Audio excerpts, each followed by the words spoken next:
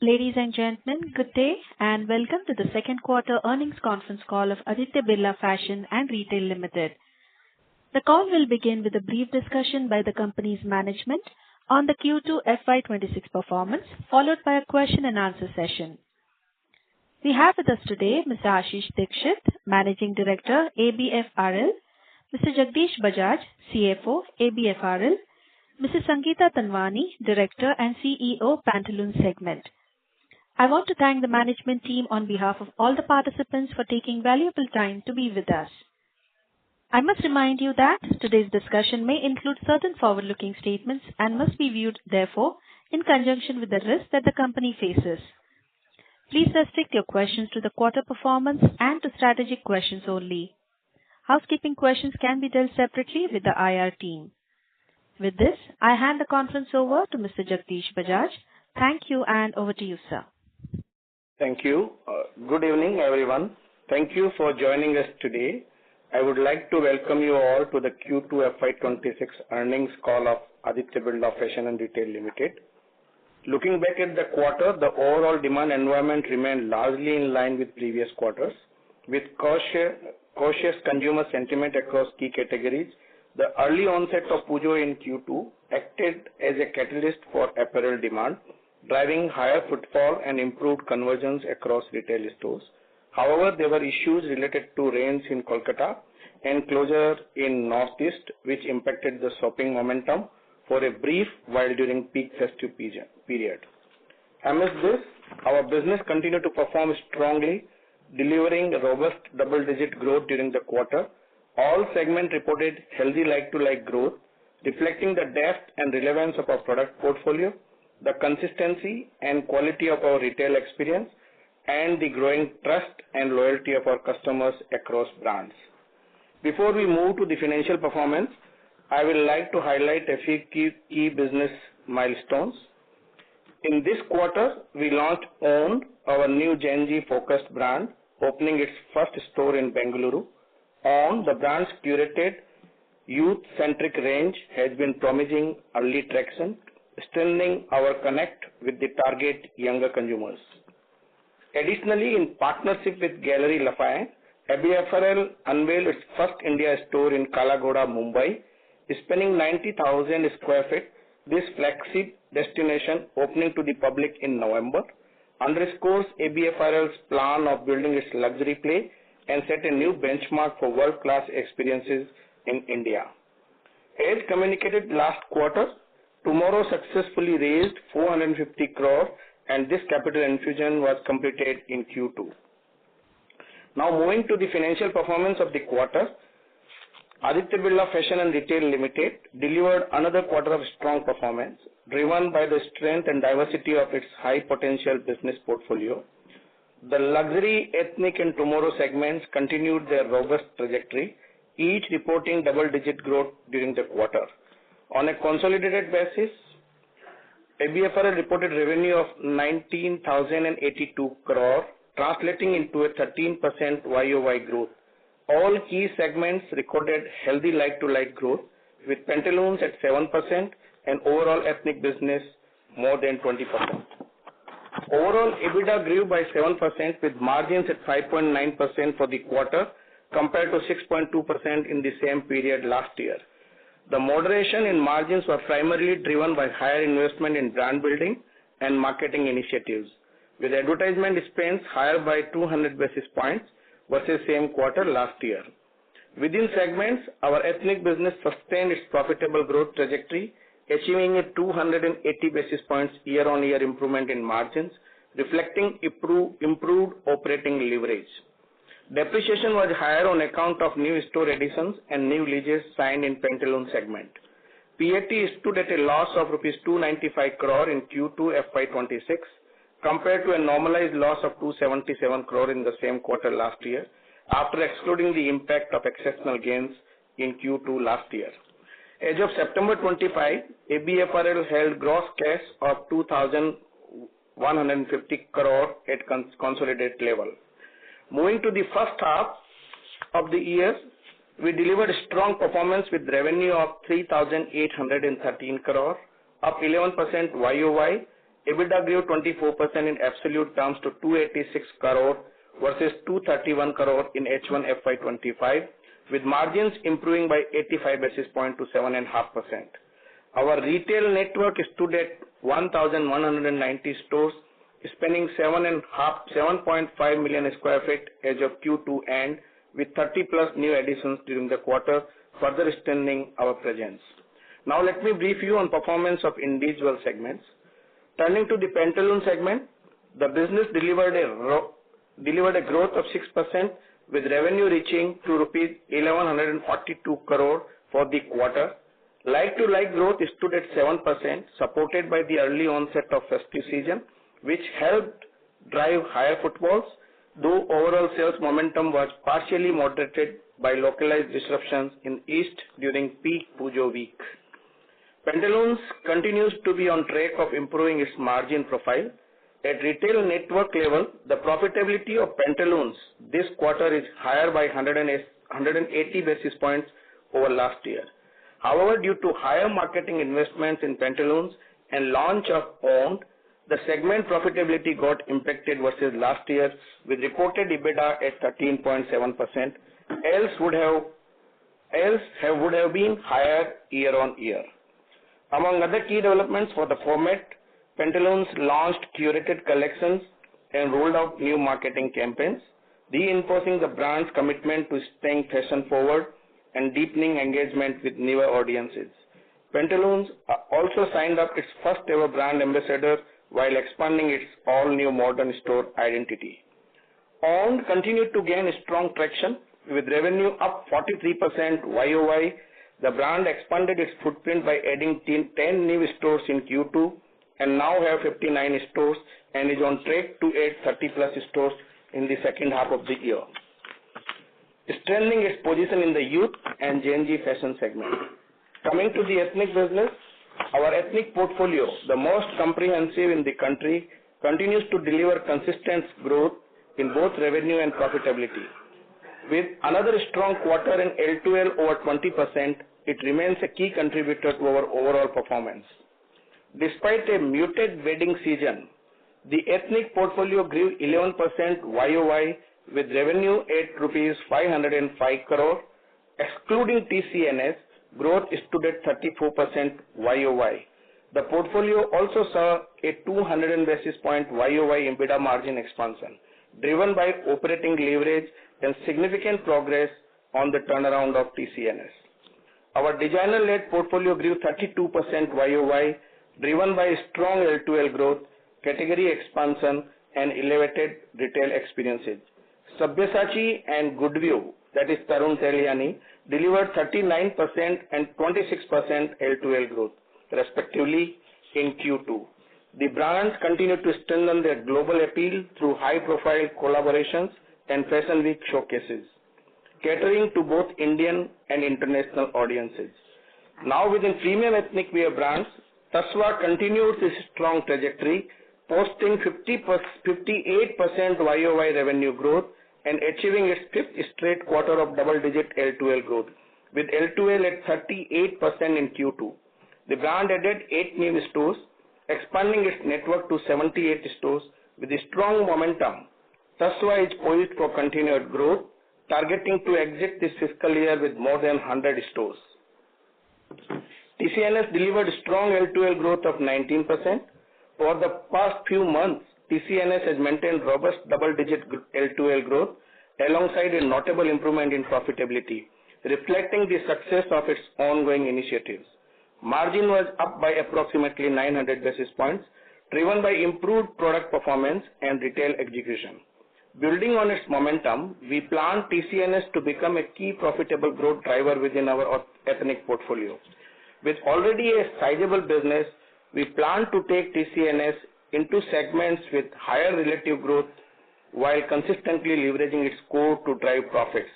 As a first step this quarter, the business forayed into the high growth and large occasion wear segment with the launch of Wishful.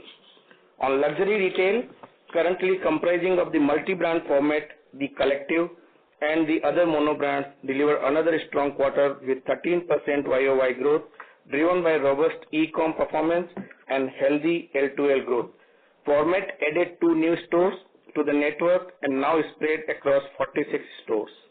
Our digital brand portfolio in TMRW grew by 27% versus last year, driven by portfolio expansion, premiumization, and impactful campaigns with new celebrity associations. The portfolio strengthened its omni-channel play, closing the quarter with 29 stores, 75 plus, including ROM, across key markets nationwide. In conclusion, despite a challenging consumer environment this quarter, our business have continued to demonstrate strong and broad-based growth, underpinned by solid L2L performance across all key segments. The strategic initiatives we set in motion in the past are now beginning to deliver the desired results, reaffirming that we are firmly on the right path. Our focused investment in brand building, partnerships, and retail excellence are strengthening our foundation for sustainable, profitable growth.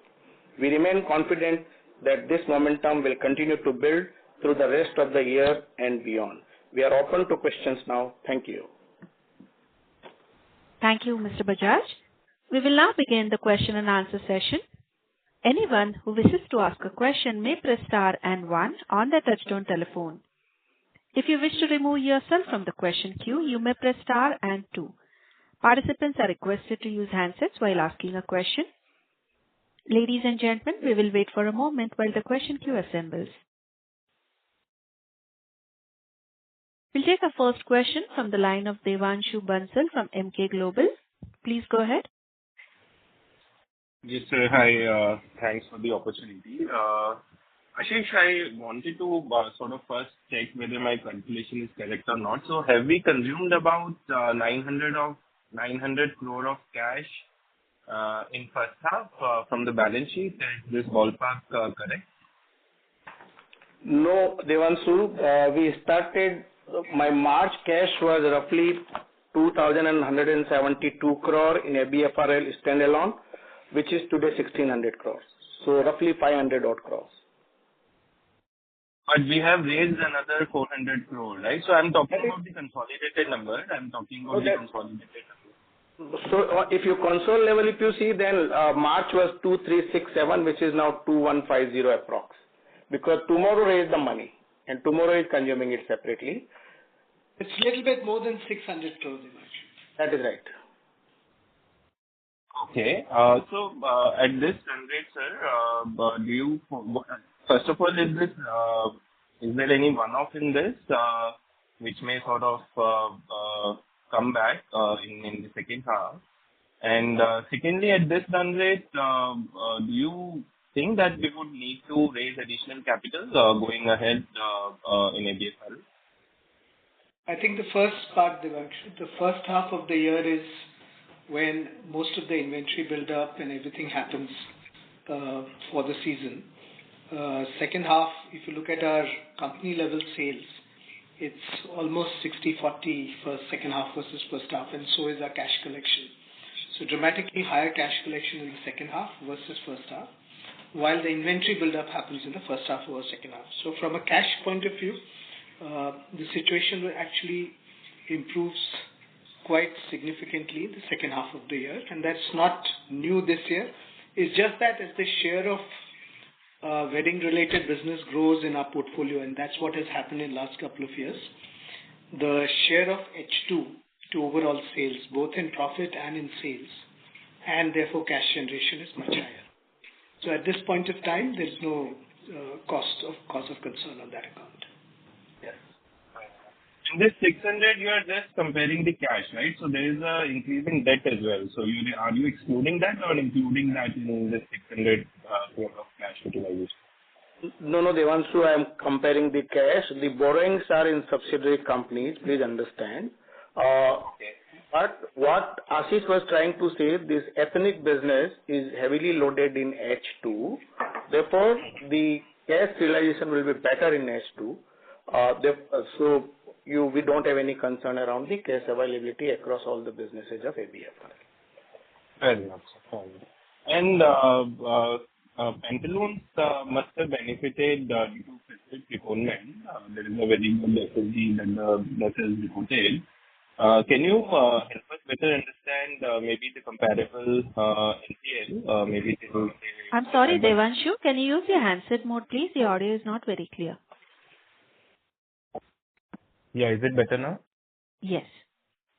Yeah, so I was checking if you could just help me understand the underlying like-to-like SSG for Pantaloons, because there must be some benefit of festive preponement to this quarter. Yes, Right. Sangeeta. Yeah. Hi, Devanshu. This is Sangeeta. So, Pantaloons overall, if I look at Pujo, is of course critical, and a large part of Q2 saw the preponement of Pujo, while Diwali continues into October. And yes, there was a benefit with this being advanced. In fact, if you see that we started with a very, very strong Pujo, and a week before Pujo ended, we were actually growing at an overall level in East at a double-digit growth. And unfortunately, the last 7-8 days that we saw, terrific amount of rain there and the disruption in Assam, a lot of that growth got wiped out. So it's hard to kind of separate the two. The advancement, of course, did give us higher footfalls and gave us a good traction, but that got wiped off. All I can say at this point of time, if it was not for the external disruption, our growth would have been even higher, though overall we believe that the quarter has been quite good for Pantaloons. Fair enough. Sangeeta, I also wanted to understand, so there has been a good LTL performance in Pantaloons, plus we have closed unprofitable network also, but there is still a margin drop in Pantaloons. So you have indicated that it is because of new value format own. But on a like-for-like for Pantaloons, can you help us understand what has been the margin performance this quarter versus last quarter? Right. So let me also add one more thing. So for Pantaloons, as I said, we've seen strong like-to-like growth. It's also important to understand the basis for that like-to-like growth. Our overall strategy we have stayed consistent in Pantaloons with, of course, our product improving, as is evidenced by very significant improvement in our sell-throughs every single season. If you have seen some of our new stores, we've refurbished those stores. There is, of course, a new retail identity, and we have continued to invest. I think a big investment that Jagdish alluded to is also the marketing investment that we have made in this quarter. And it's very important that both for Pujo and for Festive, which was part of quarter 2 and quarter 3, the work that we've been doing consistently over the last 18 months on Pantaloons coming to fruition, and it was important for us to communicate, and will continue to be important for us to communicate our new positioning to the customer. And therefore, the margin impact has also been because of the significantly higher marketing investments versus, in fact, last year, in terms of percentage, we have doubled our marketing investments. So overall, our margins are pretty good in Pantaloons. We continue to maintain what we had called out before. The little bit of impact that you see today, just on the Pantaloons segment, is on account of the higher marketing investment. Fair enough. Fair enough. One last question from my end. For TCNS, while the LTL you reported very encouraging 19%, but basic calculation based on the numbers that we have for the past, overall on a business perspective, it is still a 15% sort of a decline in H1, right? So firstly, the expectation was that the business should return to growth on an overall basis as the network rationalization was largely done with. So can you help us better understand if the calculation first is right on an overall growth perspective, and what is the outlook ahead for this business? So for numbers, Devanshu, let me take this, and Ashish will take on the outlook and all. You remember that we integrated TCNS with us from last September when the merger took place, and we changed the accounting because TCNS is to PT. So with that, we reported revenue last year was 254 crore, approximately, the comparable of that would have been lower by 40 crore. Against that, if you see, there is a double-digit growth in TCNS, around 240 crore this quarter. So Devanshi, just to summarize, in previous years, TCNS revenue accounting was done on secondary sales. That is right. We had corrected it as a one-time thing, and therefore, if you look at like-to-like, revenue for TCNS this quarter has grown by 13% for similar accounting. Yeah. Fair enough. And for overall business, again, there must be some preponement benefit. And encouragingly, H1 performance from a margin perspective from ethnic overall business has been pretty encouraging. But do you foresee that H2 may see some amount of losses just because some of the business must have preponed? So any No, not at all. Not at all. Which business are you talking about, Devanshi? Overall ethnic, sir. So H1. No, overall ethnic on the other side, we'll see a very sharp increase in profitability in second half over first half. Okay. If you look at our last year's numbers, you can do it yourself. We've been reporting ethnic as a segment. You look at H1 and H2 profitability, a similar picture will emerge this year. There's been very little preponement in the ethnic, which is largely driven by wedding, which is in the second half of the year. Sure, sir. Very helpful.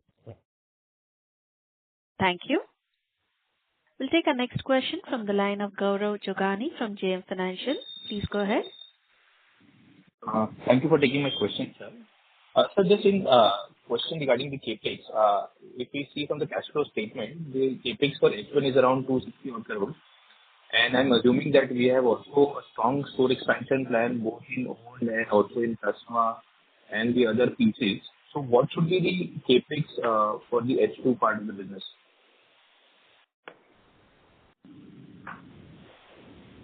So capex primarily will be in owned around 30 stores and Tasva around 30 stores. I don't think more than 100 to 120, 25 crore will be spent on capex in these two businesses. And then other capex are very safe. Yeah. Okay. And there is just one thing clarification. So there is also a new retail identity for pantaloons that has been rolled out. So for how many stores are we planning, to convert to the new retail identity, and what could be the related refurbishment cost for that? So we've just started this journey. We've got 3 stores with the new retail identity. All the stores, and we had committed to opening about 15 stores this year. And all the stores that you will see opening now, in terms of design, will follow the new retail identity, and therefore we would, over a period of time, like to have more and more stores looking consistently with that. In terms of absolute cost, our capex on this new retail identity, for any new retail identity, initially the cost seemed to be little higher till you kind of get to a steady state. Overall, in our end state, we don't think the cost of per square foot in terms of capex of this new retail identity will be significantly different versus the current capex that we are spending. Okay. So my question was more for the refurbishment. I mean, the older ones.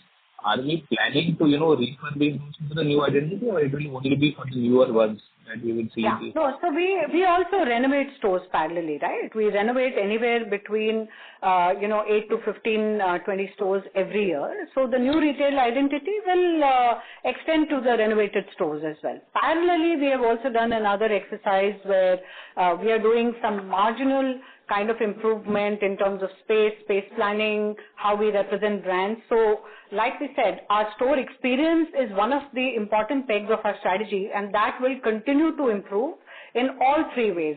New stores opening with the new retail identity, some of the existing stores, especially the older ones, getting converted directly into the new retail identity, and the other stores where we believe there's an opportunity to optimize density, improve a little bit of infrastructure, those investments will also happen.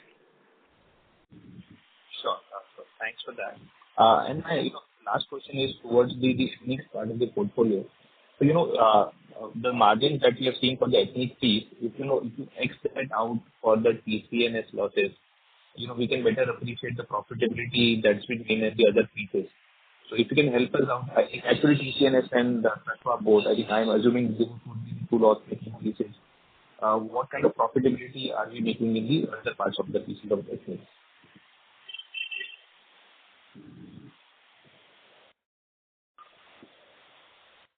Sorry, you're asking the split of ethnic business and profitability? So I'm assuming, that the losses in the ethnic piece would be largely because of Tasva and TCNS. So if we remove the business, we have very marginal losses in TCNS now. Most of the losses are Tasva and some of the other smaller designer businesses. But don't go by quarterly performance. As mentioning, in ethnic businesses, particularly related to wedding, the revenues in second half is about 70%. The designer ethnic wear. If you take TCNS out, the remaining portfolio has close to 70% of its revenue coming in second half and close to 80-85% of its profit coming in second half. So it's a very skewed business, but unfortunately that's the nature of the business. Yeah, my question was more on the annual front. Yeah. Not on the quarter actually. It was more on the annual front. On annual level, TCNS losses, as you're saying, are significantly coming down. Tasva still has losses, and rest of the business is profitable. So can we expect, from next year onwards, these parts of the business also to turn profitable, at least by the exit basis? Yes. I think by next year the only losses will still be remaining in Tasva. TCNS would have completely turned around, and designer portfolio as a whole is quite profitable. Okay. Thank you. That's okay. Thank you. Before we take the next question, would like to remind participants to ask a question, please press star and 1 on your phone. We'll take our next question from the line of Archana Menon from Morgan Stanley. Please go ahead. Hi, thank you for the opportunity. So my first question was on Pantaloons. So just on the SSG number that you've reported, it's good to see, the 7% sort of LTL. How do you think of this in terms of how it can sustain? Should we be thinking of, all the metrics that you have done actually driving this sort of growth even in the quarters ahead?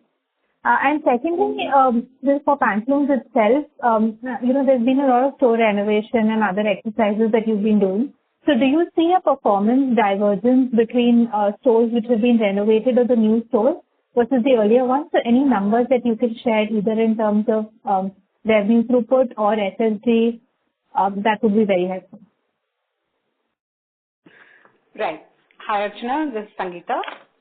So I think, as I mentioned earlier, I think it's been a good performance for us in the second quarter. I think a lot of the efforts that we have made over the last year in terms of your question, in terms of what's really driving this growth, and I'll come to your second question on the performance of the new stores, etc. I think one of the significant shifts that we also made in this quarter is the marketing investments, because the new positioning and the new proposition that we've launched, we've gone along with the celebrity. We have ensured that there is a very strong digital plan that it has been supported by, and I think it's a question of time that once our story is deeply entrenched and reaches more number of people, we feel pretty confident, given the performance of the second half, that we will continue to sustain our growth. And as far as, because all elements today now are in place, right? Our product has significantly improved. Our stores are looking much better. Our store experience is better. There is a strong repositioning of the brand, or a new positioning of the brand, shall I say. And with the marketing investments, we believe that we are on the right track to continue to drive growth. On your second question, in terms of the stores, I think the shifts that we've made are pretty recent. We are seeing, for example, in some of our stores, a very distinctive difference in the kind of consumer profile that we are seeing entering the store with the new retail identity, given that it looks a lot more, shall I say, premium, with a lesser density, with a completely new design. The store looks a lot more attractive. And we are seeing, therefore, that we are able to attract a different profile of customers. I think it's still early days. It's just been 2-3 months, and of course there has been a lot of noise with festive shifting, etc. So it's something that we track very closely internally, but I think we'll wait for another 6 odd months to kind of come to a conclusion on the net result, incrementality of it. Understood. Thanks for this. And on the margin side for Pantaloons, how are you thinking firstly about marketing spends for the full year? Is this more of a timing difference? Or should that be going up? And secondly, when we look at the Pantaloons reported segment EBITDA margin, how should we be thinking of that for the full year versus last year when we also factor in the marketing expenses as well as some losses from owned? So, we indicated when we met investors in month of April that this segment margin should be in a range of around 15 to 17%. We will, aspire to go to, we like to maintain that. But the intermittent period for next 3-4 quarters, you may see some, more advertisement and marketing spend in both the business line in one segment called Pantaloons segment. Understood. Thank you so much. Thank you. Next question is from the line of Tejas Shah from Avendus Spark Institutional Equities. Please go ahead. Hi, thanks for the opportunity. 3 questions, all 3 on Pantaloons. So first, Sangeeta, you partly answered on the previous question that the new brand identity, what it brings to the table. But I just wanted to know that I'm sure we would have done some brand perception study before kind of doing this exercise. So what was the gap of feedback that we found in the study that led us to do this massive revamp? And as you also called out that the first time in history we are hiring a brand ambassador as well. So first, wanted to understand what was the feedback where the brand was lagging versus consumer perception. Right. So, it wasn't a question of lacking. I think it was a question of where we have been on the journey with Pantaloons. As you know, you've been hearing us right through on our calls that there was a very concerted effort over the last few years to make sure that Pantaloons owns a particular space. And in order to do that, we had a very charted course, and the first was in terms of ensuring that our product, the fashion quotient of our product improves. The second was in terms of our store experience, and we were very clear that once we do both of these is when we will go out and communicate to the consumer. Equally, to your point, the work that we have done in terms of what should our advertising and communication strategy be is backed by very strong consumer work, perhaps one of the most robust and largest work that the industry would have seen. And basis that, we figured first very sharply who's the consumer segment that we are targeting. And everything that we did was, in fact, to make sure that we significantly are able to drive our relevance with this consumer segment, equally make sure that we have distinctiveness versus competition. Because over the last few years, the consumer today definitely sees us as being more fashionable, more premium versus perhaps where we were 5-6 years ago. So we have traveled that journey. It's a question of now making sure that in this new competitive landscape, how do we kind of continue to win? And therefore, the insights that we got with this sharp definition of the consumer segment allowed us to identify white spaces in terms of positioning.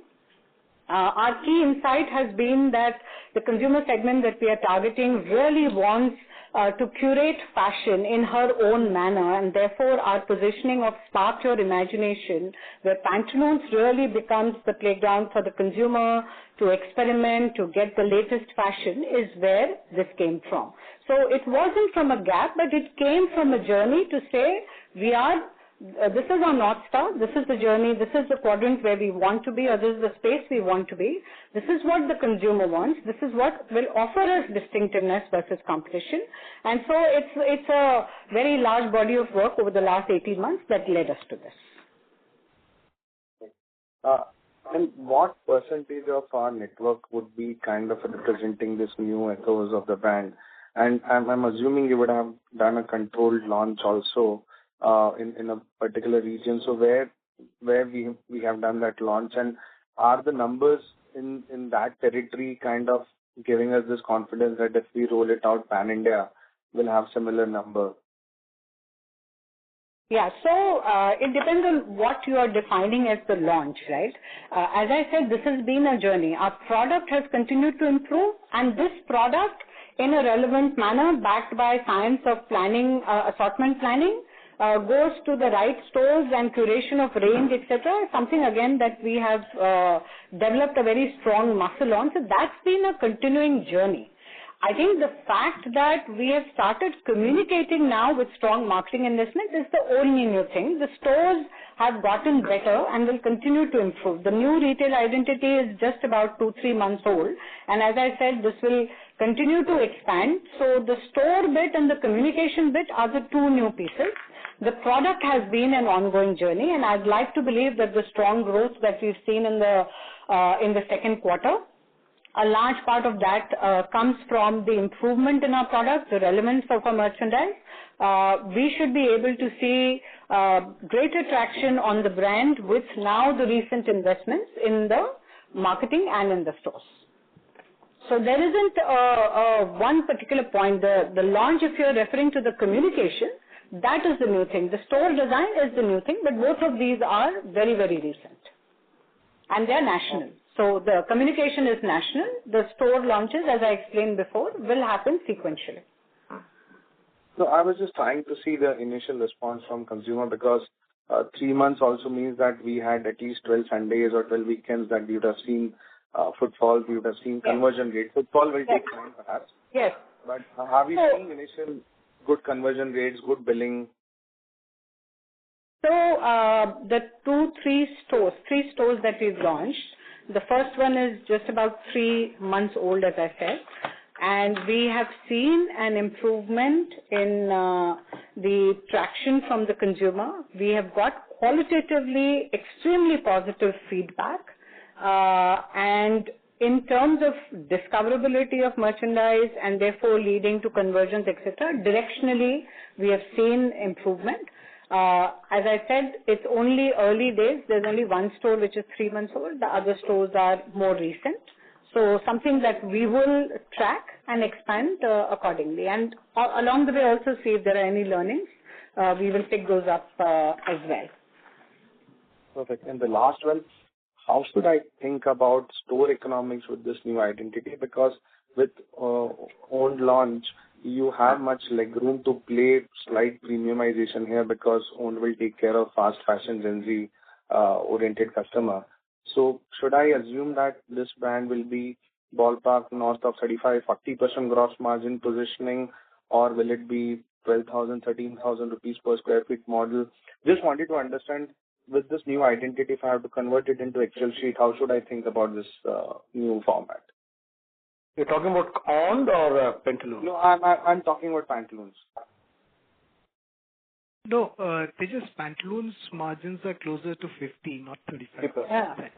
I'm saying now that you have that room to play both sides, how should I think about both all the key parameters, store economics, right from revenue per square feet to inventory turns to gross margin? How are you kind of planning with this new identity?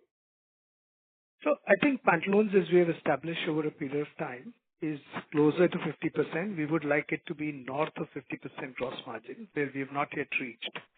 But that's the progression we have made over a period of time. And with the journey of premium, as Sangeeta said, Tejas, you're feeling that there is a moment of time that something has changed.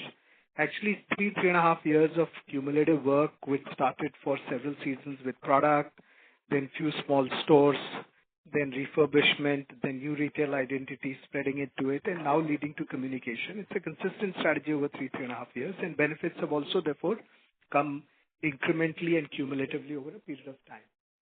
As far as the desired model is concerned, Pantaloons would aspire to be north of 50% gross margin. We are just short of that. So about 200 basis point improvement is what we need to get to that. The business is operating, this 4,500 crore business is operating with negative working capital, and we'll continue to maintain that. In terms of store productivity, it varies region by region. You know, it's more a function of where the store is, not the proposition itself. I think the measure to look at is store profitability, which is what is the single store profitability at a network level or overall level. And that number needs to be closer to 25% to be able to leverage the overheads, advertising, and everything else. Yeah. And that will come both through small part through productivity and a small part through gross margin improvement over 2.5 percentage points. And any private label ambition you want to share there? I think we've been somewhat around 64-65% at different points of time, and the performance of external brands sometimes overtakes, and therefore it's not moved much beyond mid-60s. Our ambition would be to get closer to 70-75%. But that's a journey that private brands have to deserve that space, and therefore it will come through the product performance incrementally. And to add to that, I think if I just look at the share of ABFRL plus ABLBL, the 63-64 that we see in private label, including the ABLBL portfolio, TCNS, Wrong, etc., we already are at about 75% in terms of our own portfolio. Perfect. And sorry to strike this, but this 75%, does it have a better throughput versus the rest of the portfolio? It has. Yeah. Go ahead. Sorry. No, after you. So we put all businesses through same test of Jim-Roth, which is return on inventory and return on space. So at that stage, we don't we want all businesses to deliver that level of gross margin, which would come either through higher throughput or through higher margins. In private label, margins are higher. As you know, external brands have lower margin, and therefore it's the mix that we aspire to get right. Very clear. Thanks and all the best for coming quarters. Thank you. We'll take a next question from the line of Sameer Gupta from India Infoline. Please go ahead. Hi, good evening, and thanks for taking my question. First is just a clarification.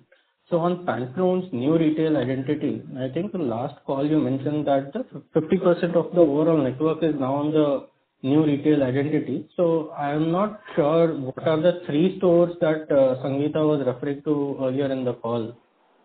Yeah, sure. So Sameer, this was the retail identity that we had launched about 4 years ago. We, prior to that, had a retail identity that was launched in 2016-17. The next version of that came in 21. The 50% I referred to was that identity. As I said, with all the consumer work and a sharper definition of the consumer that we defined for ourselves, and given the way the retail formats have evolved, we saw there's an opportunity to once again refresh our retail identity, and therefore the new retail identity I'm referring to is the latest greatest that we just launched. And by what time do you foresee to establish this retail identity across the 400 store network? So I think the stores that we have opened in the last 3-4 years, and that identity in itself is also pretty good. This is just the newer version, as I said, and given that we will open about 15 to 20 stores in the coming years, the new stores will all carry the new retail identity, and you can assume on an average about 8 to 15 stores that we will kind of renovate, and we will pick the most important and the iconic stores and the most deserving stores. So you can safely assume that over the next 3 years, there will be probably another 50 stores that will undergo this change, and there will be probably another 50 new stores that will come in with this new retail identity. So this would take multiple years, if I have to look at it, to encompass the large part of the whole network. Will that be a correct understanding? So we've already got out of the 400, as I said, 200 stores are pretty good. We will have another of the other 200, the top 30, 40, 50 stores will kind of get prioritized on that. And yes, as and when the stores come up for renovation, it will probably take us another 3 to 5 years to kind of get across to the most deserving stores. And that's how all retailers, I guess, would have this journey in terms of evolution of both the brand and how that gets represented in the stores. Got it. And coming to the question on this retail identity again. So marketing spends and a new brand ambassador. Is this a pivot in the strategy, or is it part of this new retail identity? And given that if let's say it is part, then this is going to be an ongoing thing. It is not a 1 quarter or a 2 quarter thing. This probably will be an ongoing thing. Is this a correct understanding, first of all? So the retail identity, this is the new communication is not on account of the retail identity. Both the communication and the retail identity are part of a well-defined strategy, right? And in many ways, the brand comes to life in the store. So as the brand positioning got defined in a sharp manner, it has to come through in our product, it has to come through in our store experience, and it has to come through in our communication. So it's just anchored in one strategy, Samir. So we are being consistent with that. On the second part of your question, yes, we felt that to break through the clutter and to ensure that we build the desired fashion quotient for the brand, there was a need to have a celebrity. The celebrity association will of course continue for some time. However, the marketing investments are phased out in any given year based on the desired sales plan, and we will continue to invest in the brand, having got a lot of other elements of the consumer experience right. The investments in the brand will continue. Of course, festive is heavier than the rest of the year, so it will phase out accordingly based on the sales plan. No, so okay. Then let me put it in another way. Whatever marketing that you used to do earlier, is there going to be a slight increase going forward because of the changes that you're making in the brand communication? So for an initial period, yes, because one has to build awareness of the new brand positioning or the new communication on which the positioning is anchored. It's not something that we'll continue to do into perpetuity. Yeah. And we've leveraged a purchase occasion in terms of festive to announce that. We would have anyway spent on the brand. We have spent a little bit more to be able to make sure that we are able to reach more number of people at a time which is very relevant for us. Got it. And another question on Pantaloons. So you mentioned 15 store addition plan for this year. Just if you can quickly clarify, last 6 months, what have been the gross additions and the closures? And is the store closure exercise now largely behind, or we still continue, like we still have some bit of closures left? So in H1, we have added 80 stores and closed 6 stores. Sorry, added 60 stores and closed 80 stores. Yeah. And are we at the end of this exercise of closures, or do we foresee? See, there's a normal phenomena to close around 10-15 stores here, based on the development in the store locations and development in that market. We have covered a large part of our closures. There is restructuring is done. Yeah, there is just like Jagdish said, as a normal cost, and we have just a little bit of the last lap left, but a large part of the closures is done. So 15 store additions, normal closures of 10-15. So net we might not be adding stores in this format for some time. Is that correct? Only this year. Okay, got it. One more question, if I may squeeze in. Sorry for this. There is another portion which is largely luxury retail. Now, if I look at the margin performance of this business, it's been extremely up and down. So last 2 quarters, we were clocking 40% plus. This quarter is 25%. I understand there is Galeries Lafayette, but that is yet to open. So just your thoughts on what is exactly happening here. No, so it's a very small business right now, and Galeries Lafayette, while the store may not have opened, the expenses are still going on, and the revenue will start counting once the store opens. So on a small business, when you add something like this, there will be a choppiness for some time. So the choppiness only pertains to Galeries Lafayette, not the base luxury retail. The collective and the monobrand part of the business is very stable. It's growing at about this quarter about 13%, but in general, for a long period of time, it's managed to retain about double-digit like-to-like and similarly healthy margins. Yeah. Got it, sir. That's all from me. Thanks again for taking all the questions, and I'll come back in the queue for any follow-ups. Yeah. Thank you. Next question is from the line of Kunal from Jefferies. Please go ahead. Hi, thank you for the opportunity. Just one question on tomorrow. So the losses in that business have gone up in the last 2 quarters. Anything to read, or there's some bit of seasonality here as well? No, I think you're right, Kunal. The losses are a little higher than what we would have liked. We have been trying to sort of push higher growth rate in this business, especially post-investment. We felt that some of the brands which had not shown that kind of revenue growth, we should inject more marketing.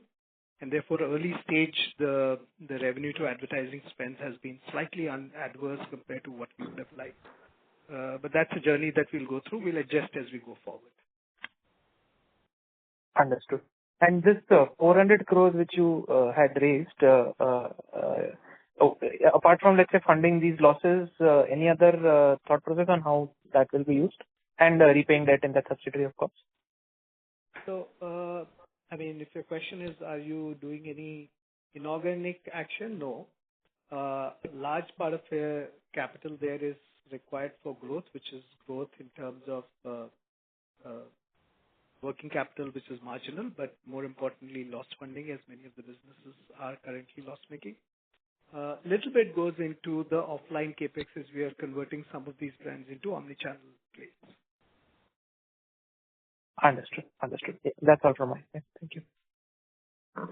Thank you.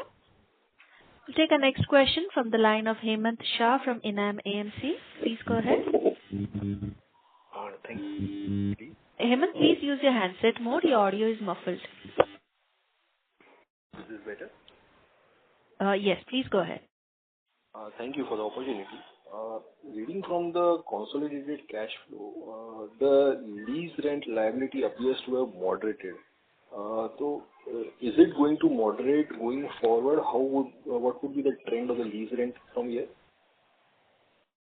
Lease rent, Hemant, depends on when we sign agreement and the new stores which we add. At the same time, whatever we have added in past, because past, it will keep on reducing it. It works on that EMI methodology.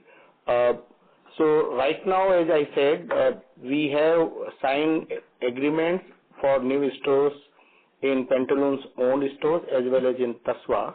So it may go up, but the benefit will also flow, as the way my network is also aging. So difficult for me to give you the exact numbers, but let me work and come back to you on that. No, sir, just wanted to understand whether year on year is it going to increase from here, or this trend of moderation in year-to-year figures will continue? There's no chance of moderation because we have rent renewal agreement also, and the size of our stores are also rising. At the same time, we have to add stores in our two mainline business. But let me work on it. I will come back to you. I have given you this guidance. Sure, sir. Second is on the ethnic business. Sir just touched upon the profitability of the ethnic business. Just wanted, how is the second half wedding season panning out, and with the recent change in the GST rates, do you see any change in the consumer sentiment or consumer shifting towards the value pricing category? See, I think most of our ethnic business is operating from, especially wedding-related ethnic business, is operating from premium to bridge to premium to all the way up to luxury. The only, I would say, regular premium wear is TCNS, which, as you're seeing, this quarter has grown by 13%, like-to-like growth of 19% is a strong recovery path. All this is happening while the GST action has been going on. On the higher end of ethnic wear, the GST, as you know, has increased from 12 to 18%. I do not think at this point of time that this 5-6% increase in GST, almost all of which we have to pass to customers, will have any significant shift, because the price points at which it's operating, consumer is unlikely to move to value option. Because you don't get that kind of product at that quality of product. So that customer will obviously not shift many steps level. A little bit of up and down for a short period might happen, but we don't expect that to be a large phenomenon. Thank you. That's it from my side. Thank you. We'll take a next question from the line of Aditya Bansal from Motilal Oswal. Please go ahead. Thanks for taking my question. Just wanted to understand what exactly is being addressed through the brand identity change in the value retail, and how have been the trends in that segment for us? Sangeeta, you want to comment? Yeah. So, I presume you're talking about OWN, right? Yeah. The new retail entity, yeah. So again, I think this comes from a very good, deep understanding of the fact that we are targeting the Gen Z here, and a deep understanding of this segment. And of course, if you see the value segment, with the level of competitiveness, it was very, very important for us to build distinctiveness and to make sure that we break through this clutter of several brands. And therefore, there are again different elements in terms of the own brand, and we redefined both the store design to make it look different and distinctive.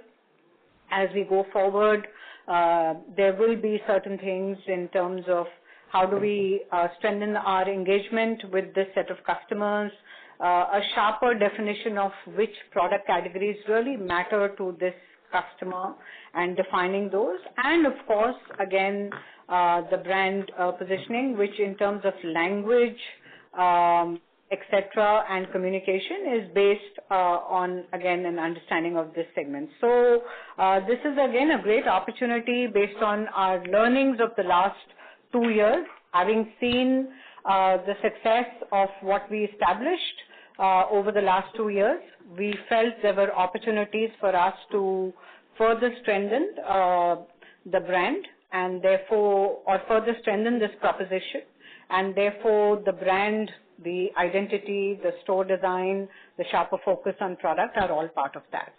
And from here on, we intend to continue to invest in this format. Having seen the success gives us confidence to build on this more aggressively.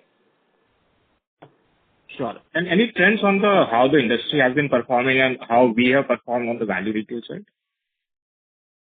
Yeah. So I think we've been here for the last couple of years. We have evolved this format and made changes with a great sense of agility. I think you've seen the growth numbers that Jagdish talked about at 43%, and of course we've added 10 new stores. So I think we feel pretty good about our performance of the first half of this format. Thank you very much. Ladies and gentlemen, on behalf of the management, we thank all participants for joining us. In case of any further queries, you may please get in touch with Mr. Amit Trivedi. You may now disconnect your lines. Thank you. Thank you.